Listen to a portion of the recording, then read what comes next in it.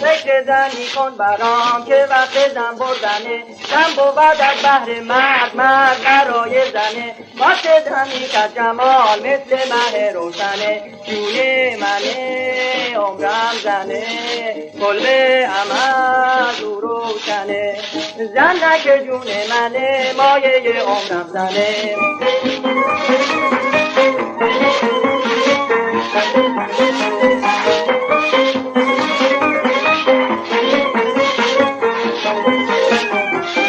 زن ثمر زندگی مایه راحت بود، نوگل گلزار عشق نسل محبت بود، مایه شادی بود آیه رحمت بود، گلشن عشق در دنگل این گلشنه، جون منه عمرم زنه، کلبه عمد او روشنه، زن که جون منه مایه عمرم زنه.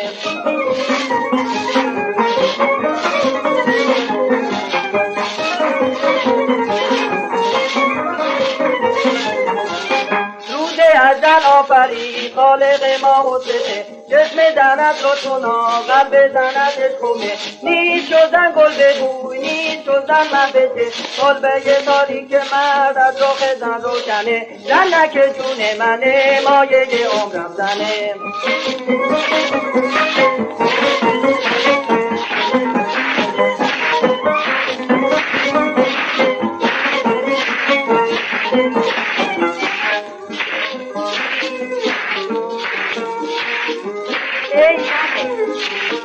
من میخوام خوشگل و شوخ و بلند، ابروی او چون کمان، گیسوی او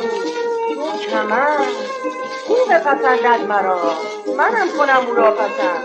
دست من و دامنه ای ننه جونم ننه، جون منه عمرم زنه، کلبه عمد او روشنه، زن که جون منه مایه عمرم زنه.